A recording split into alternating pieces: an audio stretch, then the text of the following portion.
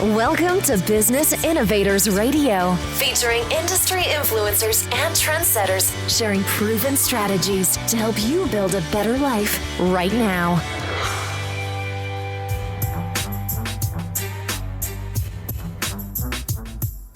Welcome to the show. I'm Clarence Fisher, and my guest today is Kevin Burr, owner of Barracuda Staffing, Barracuda Consulting, and also a partner in Red River Payroll, all located in beautiful Tulsa, Oklahoma. He's also the best-selling author of the book, Hired to Hire, the insider's playbook to hiring great talent, where he has compiled the knowledge and wisdom that he and his team has gained over the course of placing more than 10,000 people with jobs. Kevin's been a part of championship teams in sports and in business on all levels, and he enjoys the building process. He's here today to share some insights from his brand new best-selling book, Hired to Hire. Kevin, how are you? Doing great, Clarence. Thanks for having me, bud. How's things going for you? Going well, man. Thanks for stopping by. Hired to Hire. You are that makes me think of the assassin, but that's not the same thing, right? No, it's not the same thing, although finding people like maybe an assassin might do it is kind of my specialty. So yes. The sniper method. That's cool. So as I'm reading in the USA Today and Forbes magazine, all these publications, they're saying that now could actually be a good time to make a job switch if you've been wanting to, because companies are, investing actively in hiring the best of the best. But then I'm also seeing news that there's a slow hiring trend and that might continue. What are you seeing on the front lines as you're in staffing and employment? What trends do you see? That's a great question, Clarence. We see it from both sides, to be honest with you. So there are some industries that, yes, they are still feeling the effects of the downturn and are struggling to come back. And honestly, in those industries, there are great employees that have either been furloughed or laid off. And those people, if they're waiting to be called back, some of them are losing some of their patience with being called back and are now searching for new opportunities. So those are some of the industries. And then quite frankly, some industries have just flat out taken off. Depending upon what they do and how they do it and who maybe their vendors are and who they work with. For instance, one of our largest clients, they are a vendor of Amazon. So you can kind of imagine how busy Amazon has gotten over this time. And because of that, they have increased their hiring by about 500%. And they've opened up a lot of different states to us. We don't just recruit here in Tulsa. We're doing a lot of different states. It's almost weekly that I get a new state opened up to me by this company because we're doing a good job for them. And they see that and they want us to continue to do that. So it really does depend on what side of the fence you're sitting on regarding this. And also, I don't want to be too political here, but, there are some political aspects to this. There's some states that have just quite frankly shut down. And then there's some states that have said, you know what, we're going to open up and we're going to go full bore. And we've seen that those states that have opened up and gone full bore are the ones that are obviously doing the majority of the hiring, because they are literally taking business away from those companies and competition that they had that is operating in states that are not allowed to be working right now. So, that's some of what's going on in the market. So it really does. It might depend on what channel you watch right now on who's hiring and who's not, what state you live in on who's hiring and who's not. So in what industry you work in, oil and gas is not doing well. Aviation is not doing well. Home deliveries are way up. People have been crammed in their houses for a long time, and they're now sitting there going, wow, I think I want this room painted, or, oh, I'd like to do an addition to this house. Or you've seen the housing trends with how many people are buying new houses with the historically low interest rates, and that is driving business. It's driving business for banks and mortgage companies. And so we have clients all across the spectrum that we do hiring for in all these areas. So it really does depend on all those different factors. It's not just a one-size-fits-all type answer. It really does depend. That's great. That's great. So in your book, Hired to Hire, you talk about how hiring managers can increase their hiring speed and save money on some of the costs that you incur in the hiring process, like advertising, background testing, training, onboarding. That's quite a bit.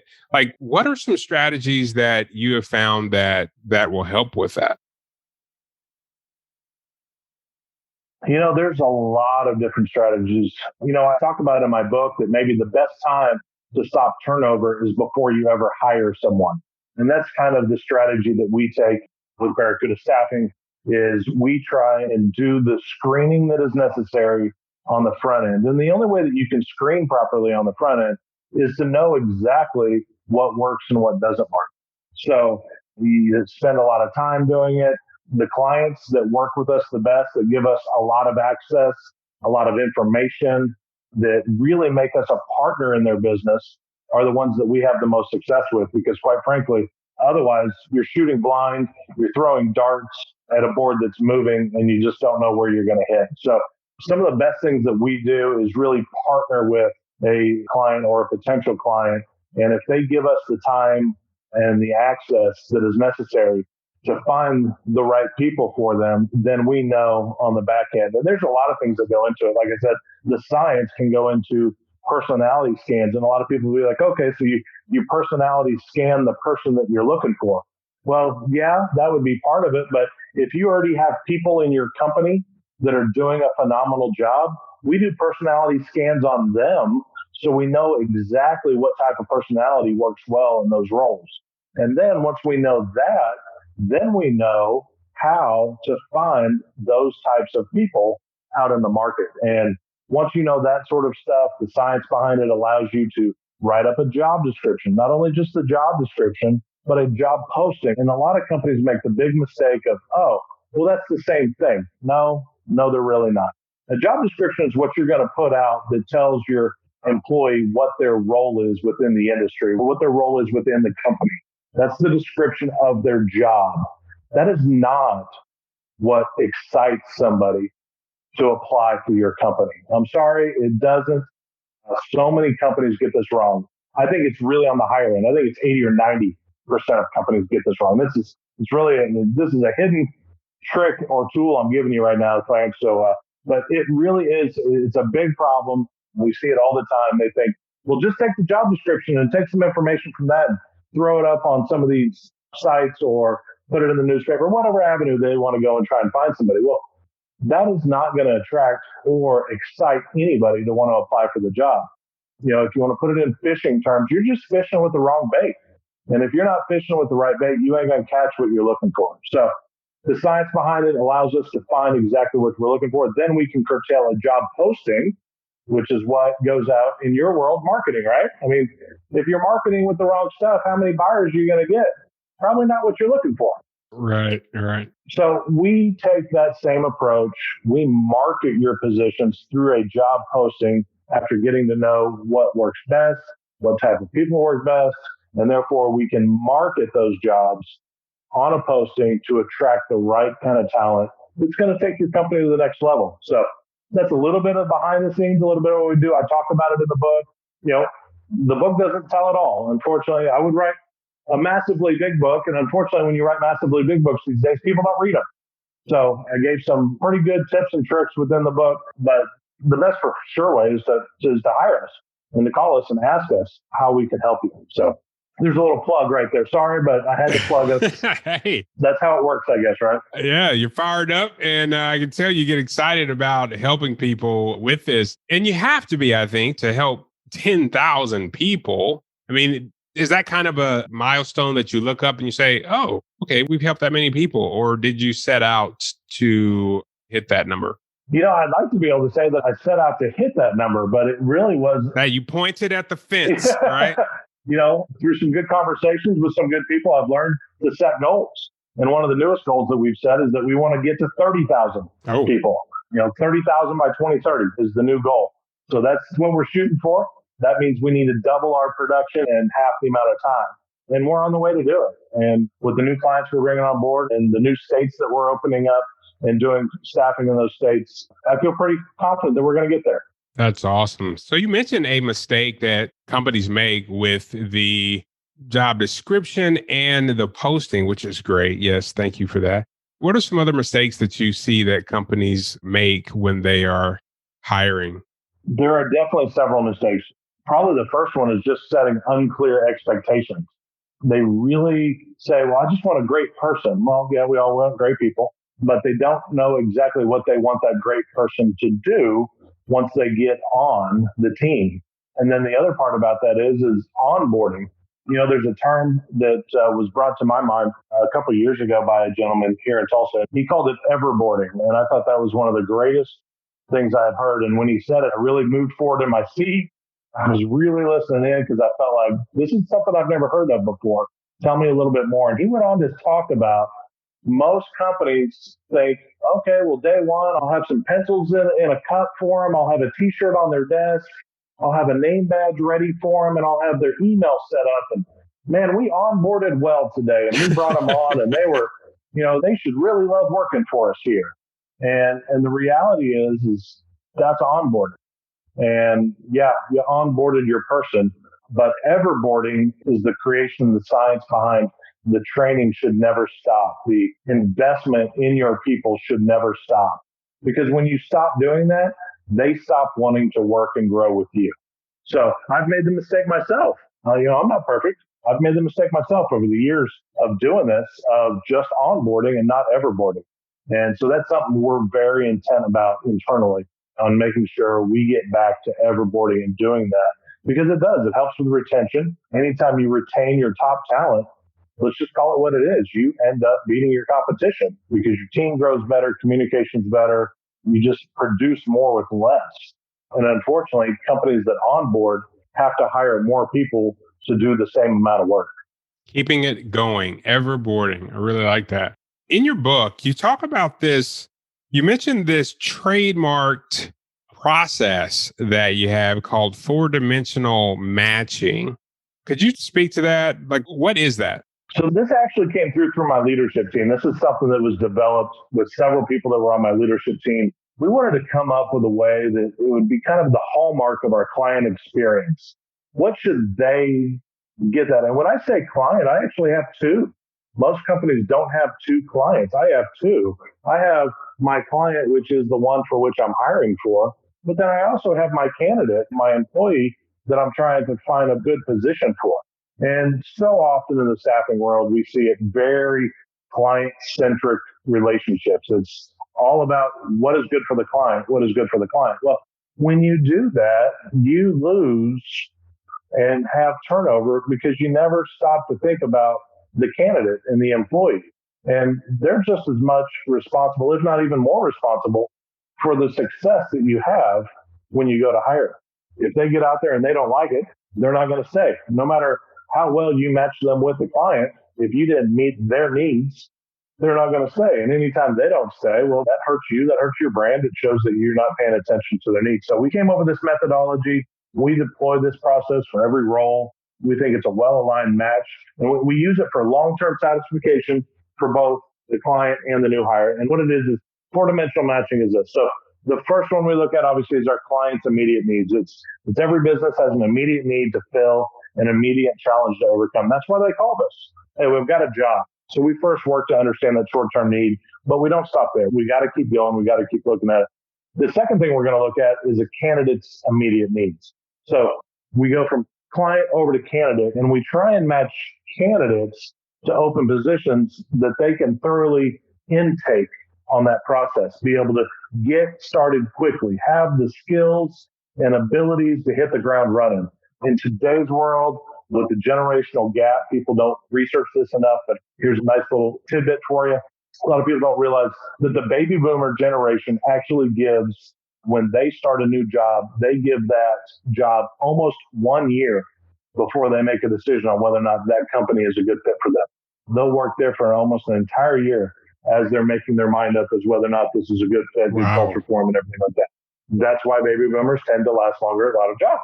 Generation X, which is my generation, stuck right here in the middle, we give it about 6 months. We're a 6-monther. Somewhere between 3 and 6 months, we have made our decision whether or not this is a company that's investing in us. We're investing in them. We're going to stay. We're going to grow, and we're going to move on down the line, and we're going to stay with them. Millennials make their decision on day one. Wow. Day one, they make their decision. on whether or not this is going to be a long-term fit for them. And what you see it across the board on a regular basis. Employers get really hot under the collar when they see, well, I just hired the person 2 days ago and they're not here anymore. They ghosted. That's where they ghosted. Oh, yeah, they ghosted. No call, no show, ghosting, not showing up. Well, you didn't meet your candidate's immediate needs. You just didn't do it. And, either the client failed to show that once they were at the job, or the recruiter failed to make a good match. So finding out the candidate's immediate needs, what do they need? Do they need someplace that's going to show opportunity? Do they need someplace that's going to show training? Do they need a good culture? What is it that candidate really needs? I'll talk a little bit later about how that match is made and what produces a good long-term match, because even good candidates can be bad employees. And that seems like an oxymoron. Like, what? How is that possible? But if you don't do your matching correctly and understand where that candidate is coming from, a good candidate could actually be a bad match. So the third part about four-dimensional matching is the client's long-term goals. So once we've looked at the immediate needs and the solutions, we peel back the layers a little bit and look at long-term needs and goals. So we determine which of the candidates on our short list are positioned to thrive and add value to your team over the long term. Is this someone that's going to be able to figure out 60% of the job from the beginning, but is going to have a huge upside as they continue to learn and grow with your organization? That would be a good fit for you, knowing that. Or are they going to show all they got on day one, and that's as good and as best as what they're ever going to be? Everybody's seen it where that person comes in and just wows you from day one, and you think, wow, this person's going to be amazing. They're going to grow. They're going to do amazing with us. And after month 3, month 6, it's the same person. There's no growth. There's no initiative. They're not moving in that direction. So you really got to match that long-term goal with that client. We see it on both sides. We see clients that say, hey, listen, I really need someone to work the front desk, and I really don't want someone to come in here, work the front desk, but have aspirations to be the president of the company someday. There's nothing wrong with that. That's a good candidate for the right company. That's a bad candidate for a client that is not looking for that type of person. So understanding your client's long-term goals is very necessary, understanding that fit and what works best. And then the last part about this fourth spot of this four-dimensional match is the candidate's long-term goals. And that's understanding what their aspirations are. Placing someone in, like I said, we can just go back to that front desk scenario that I just talked about, that if you place someone in a role that has no aspirations to do more, but the company's goals or the candidate's goals is to do more, then you're just not making a good match. You really must align the opportunity with the right goal, with the right person. And the goal is to make a lasting placement. That helps your business, that improves retention, and that makes your candidates achieve long-term success. And when you do that, when you couple those 4 things together, when you get it right, it's beautiful. I mean, it's absolutely beautiful. I've been in this business for almost 17 years, and it blows my mind sometimes when I run into some of my clients that maybe I haven't worked with in a long time or whatever. There's one in particular. He's a small HVAC company. I hired for him 15 years ago and have never hired again for him. Well, the guy that I hired for him is still with him. Wow. 15 years ago. And so when I need HVAC work, it's funny when he comes out because he sends out the guy that I hired for him. And he's just a small business, and that's what he wanted. He wanted one guy to be his helper, and that's what he did. And now the guy is doing a lot of his work for him. And it's the same guy that I hired for him 15 years ago. We made a good placement in that scenario. And the person has stayed with him for 15 years. He's happy. The client's happy. It's been a great success story. But that's just one of the many situations. It's funny to say, but now that I've been doing this for so long, I actually have clients that I hired the individual for the business.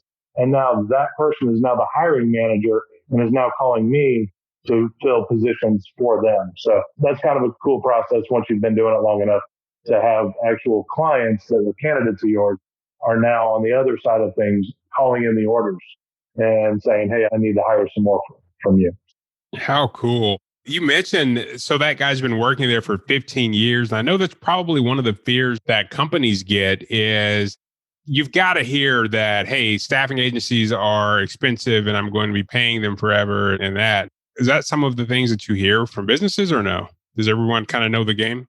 It's one of the first questions I ask when I talk or one of my sales team talks with a potential client is, have you ever worked with a service before? Because when they're calling in saying, hey, I need to hire someone, one of those first questions you ask is, have you ever worked with a service before? Because if they've never worked with a service before, we really need to do some education. We really need to visit with them and not only educate them on us, we need to hear what their expectations are. What is it that you're expecting to get out of this? What is it that you're expecting to do? How involved are you going to be in the hiring process? How involved are you going to be in formulating the job post and the job description? And, we have companies that call us and say, we need 4 people. Okay. Well, what do you need 4 people for? Well, they're going to come out and work in the warehouse. Okay. So they're going to come out and work in the warehouse. There's some more information I need to get from you. Well, can you find 4 people or not? Well, in that case, it's like, wait a minute, roll back the tape. Like, if you're not going to give us the time, energy, and access that I talked about earlier on in the podcast here to allow us to educate ourselves about your culture, about what exactly are they going to be doing and what type of skills and backgrounds they need to have, this is not going to be a good fit. I would end up sending 4 people that I think, okay, they just need to be able to work in a warehouse. And then that client's going to call back and be like, well, this person doesn't have any forklift experience. Well, you didn't tell me that it needed to have forklift experience, but okay, that's good to know. We'll make sure the next one's forklift experience. Okay, well, this guy never ran a scan gun before. Okay, good to know. And early on, that's what it was like. It was like, okay, well, we'll just keep, all this failure is what educates us. And so I just finally said, no more of that. If they are not going to spend the time with us on the front end and allow us to learn their culture, learn more about what they do, they're not going to value what we do. And if they're not going to value what we do, that's not a good client for us. And we need clients that value what we do because we value what they do. And we want to do right by them. And we want to make sure that their success is our success, that we put people out there that stay. Because the last thing we want to do is send someone out there and them not work. Now that person's looking for another job again. So that's not good. Now that client has another hole to fill. That's not good. And now I'm paying my recruiter again to backfill the same position that we've already spent money on marketing, background checking, drug screening, advertising, and everything else. Well, that's not good. So it just becomes an empty cycle. And unfortunately, our industry has gotten a bad rap for that. And, I'm here to say that not every staffing company is that bad, but some clients aren't necessarily giving staffing companies what they need. And if you'll do that on the front end, if you'll really spend the time on the front end, then your staffing company can do a really great dynamite job for you on the back end. Do you feel like, because you mentioned earlier 2 things that I really appreciate that you mentioned, and I had no idea, was about how long baby boomers stay, and then also how long Gen Xers stay. Because as you said that, I thought back, I'm the person that can be hired at the front desk, but I'm really looking at the CEO's role, right? Yep. And I'm thinking, yes, I did give it about 6 months before I'm like, I know everything there is to know. I'm not going to be able to get anywhere. I'm out, right? Yeah. But to think that a person can have that kind of insight in one day, do they show up? They actually show up and then absorb the energy or whatever, and then they're out?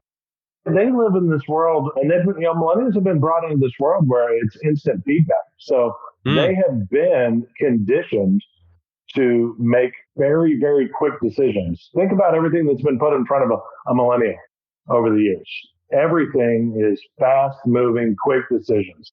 So they're phenomenal at making those quick decisions. Now, just because you made a decision doesn't mean it's the right decision. Right. You just made a decision, right? Right. I mean, so it's a good thing, but it can also be a bad thing. I think some of the best recruiters I've ever had have been millennials, to be honest with you. They are able to read people and make decisions on someone in a really short period of time.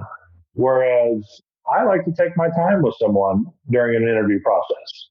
So depending on who I'm talking to, if I try and make a really quick decision about a baby boomer in an interview and I rush them through the process and get them out of there, they have zero respect for me. I spent no time with them.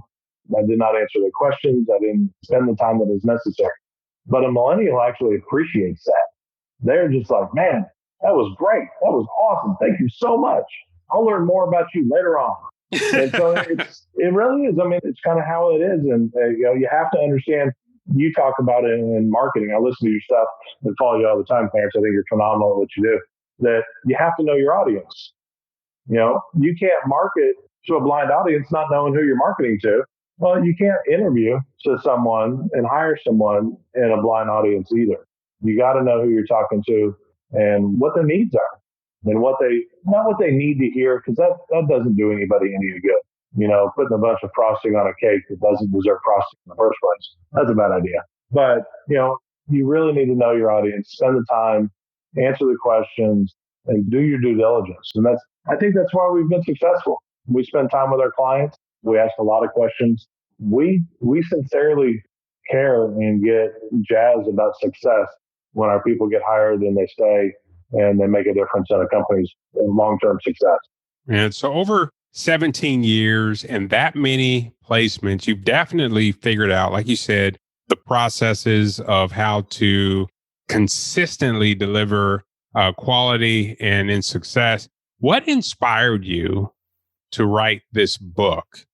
A lot of people just said, you need to write this book. Like, you're really good at what you do. And, I don't want to toot my own horn, but I appreciated that. And they said, we think you have a lot to share. And, I get called on a regular basis about how do I do better with my own hiring? I really don't need a staffing company, but can you share a few nuggets with me on how you would do this? And honestly, when you were reading off my bio and you talked about Barracuda Staffing, Barracuda Consulting, and the partner in Red River Payroll, Barracuda Consulting came out of the fact that I was getting calls about, I really just need a plan on how to do what you do. I don't want to use a staffing company, but would you help me? And I finally said, you know what? Yeah, I will. And so Barracuda Consulting was born out of that. And now we do a lot of cool stuff, a lot of really neat stuff. We just met with a new client this morning, signed paperwork with a brand new client this morning. Very excited about it. They're growing like weeds, but they're going from startup to growth phase. And we've done hiring for them on the staffing side. And now we're putting together handbooks and policies and, professional type work for them to grow to the next level. So that's kind of what we do. I'll work with a startup company on how to hire your first person. Because when you're hiring your first person, I told people all this when I was first starting out, I told everyone, like, hey, listen, I'm not Google. I can't hire a bunch of people and them not work out. At Google, that can happen. And nobody will even notice. But in small business world, you hire the wrong person, it could set you back months, if not years. So that first hire is so important. And unfortunately, I see so many small business owners go out and say, well, I hired my friend or I hired my buddy. Why? Why did you do that? Well, I felt like I could trust them. Okay, well, I get that. I understand that. But now you just lost a friend because you had to fire them because they weren't a good fit for you and what you needed them to do in the long run. So those are the things that we try and teach from the consulting side, from the staffing side. It's been really successful. We just, we really get jazzed about it. The guy on my team I'm not the handbook specialist. Don't ask me to write your handbook. That's not me. I'm the organizational development and leadership development guy. I'll come in and do some personality scans and help you build and do some other stuff. But the handbook is, he calls himself an HR geek, and I'm not putting him down. That's just what he is. He loves it, and he's great at it. He's absolutely phenomenal at it. And he does that sort of stuff, setting up your HR, whether or not you're a one-person company or a 500-person company. And protecting that investment is what's really important. So you made the book to help companies, and you also have consulting around that. So in closing out, what do you want them to take away from this book? Yeah, I want them to know that staffing companies are a great source for hiring. And the right staffing company will take your company to the next level. But you have to know how to work with your staffing company. Like I said, so many times there's some pitfalls in hiring. There's some pitfalls I call it a time suck in hiring. There's a money drain in hiring. And if you try and do it all yourself, and you're really great at building these widgets, but you're probably not going to be very good at hiring. So allow a professional to do all the front end work, to do all the back end work, to do all the posting, to do all the fishing, to gather up everything. And then you spend your time with what we would consider, I'm not going to send somebody to you and say, I hope this one works. Take a look at it. No, I'm sending you someone that I think honestly that if you were to sit down and interview them, that you're going to hire them. And if you're not going to, after sitting down and interviewing them, you just need to give me the feedback as to where I missed. So I can go back to the drawing board, refine our process, fix it, and then find the next great talent that's going to grow your business. And that's honestly where we get excited when we see businesses grow and do well. The flexibility that a staffing company allows you to have, whether it's short-term or long-term placement, handling the payroll side of things when they're doing that. As a small business, you don't have time for all that. You just don't. And so a lot of people call it the try it before you buy it concept. Well, I'm telling you, when we try and do it, we know you're going to buy it, and hopefully that person's going to stay with you for the long run. And that's why we do what we do. Man, I love that you are so committed and your team is so committed to actually placing someone permanent. And you don't have this, it's a temporary thing, Yeah. So often in our industry, you actually hear companies refer to their employees as temps. And we don't refer to any of our people as temps. They're all contractors as far as I'm concerned. They have contracted with us and with you for a wage. And that's how that works. I love it. So how can our audience here find out more about Kevin Burr and get a copy of your new book? It's available on Amazon. The Kindle version is available on Amazon. The paperback version is on Amazon. You can contact our office. I've got an order in for books to be delivered to the office here in the next day or two. So once the books are there and available, if you wanted to have a meeting, I'd be more than happy to come out and meet and give you a book. Some of my friends are razzing me a little bit, saying, sign it. I'll sign it if you want to, but it probably devalues the book, just to be honest with you. It's better without me signing it. Pay there. But we'd love to have an opportunity to sit down and visit with you about our services and what we can do to make that next hire for you and help you develop and grow not only just new people, but new processes, and we teach about culture. We teach about a lot of different things. And with our sister company, Red River Payroll, if you're a small business that's growing, having a payroll company that can handle your payroll for you takes another thing off your plate. Having our consulting company handle all your HR needs. We're a third-party HR provider. You don't need to have HR manager anymore. Companies are moving away from that. They're moving to a third-party HR personnel, and that's what we do.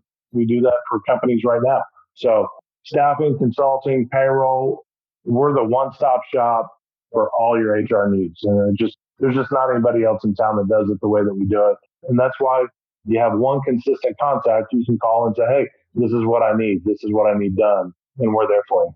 Awesome. Well, Kevin, thank you for taking the time. I know with everything that you're running, you're busy. I know firsthand. And good luck with the 30 and 30 before 30. That's a huge goal, man. Yeah, it's what do they call that? BHAG? Yes. Big, hairy, audacious goal. So that's the PG version for sure. Let's keep it that way on this one. All righty, man. Thanks. I will talk to you soon. Thank you, Clarence. Have a great day, Chef. Thanks for listening to Business Innovators Radio. To hear all episodes featuring leading industry influencers and trendsetters, visit us online at businessinnovatorsradio.com today.